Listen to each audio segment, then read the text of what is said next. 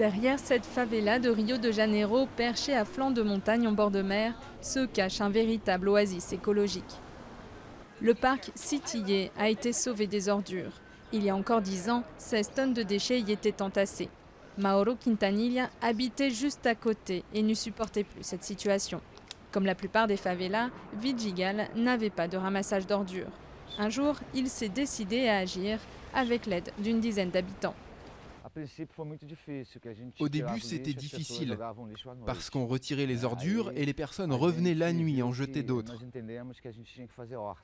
Alors on a compris qu'il fallait qu'on fasse des potagers avec des légumes, de la papaye, du potiron, du chou ou de la coriandre et qu'on le donne à ceux qui venaient jeter les ordures. Après ça, ils ont arrêté et ils sont devenus des amis et maintenant ils nous aident. Des pneus pour lutter contre les glissements de terrain ou encore des roues de vélo pour en faire des tables ou des balustrades. Tout ce qui a été trouvé dans la décharge a été recyclé pour le parc.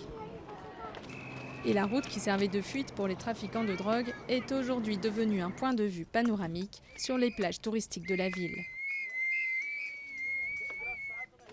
L'initiative de Mauro prend un tournant décisif en 2012 lors du sommet de Rio+20, le sommet de l'ONU sur le développement durable. Un architecte brésilien diplômé de Harvard veut aller encore plus loin en construisant un centre d'innovation d'architecture, une bibliothèque ou des cours d'art pour les enfants. Dans les favelas, il y a des personnes incroyables, mais l'endroit est inhumain. Et tant que les gouvernements et la société civile ne comprendront pas cela, l'intégration sociale tant souhaitée n'aura pas lieu. Et avec notre projet, on a réussi à construire un havre de paix à Vidigal. Et on a développé la culture du vivre ensemble qui existe déjà, mais qui est renforcée avec cet espace. Cet ambitieux projet a déjà fait des émules à l'étranger. Il a même remporté en avril dernier le prix CID, l'un des plus prestigieux en architecture et urbanisme. Mais la success story a aussi inspiré d'autres favelas de la ville. Le problème de décharge sauvage persiste malgré les promesses du gouvernement d'y faire revenir les services publics en parallèle d'une lutte contre le crime. Urso est éducateur environnemental.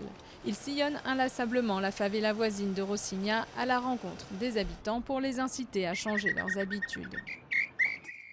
Sandra habite juste à côté d'une de ces décharges. Elle craint les maladies pour ses enfants. Je monte là-haut et j'essaye de nettoyer. Avec mon beau-frère, on brûle les ordures. Mais les gens continuent de jeter les poubelles. Vous ne pouvez pas les empêcher de faire ça parce que parfois, ils n'ont nulle part ailleurs où les jeter.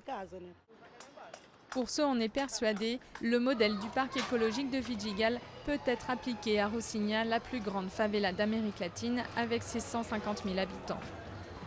Il nous emmène en haut de la montagne où quelques habitants et ONG ont réussi l'an passé à déblayer les ordures. Une première victoire.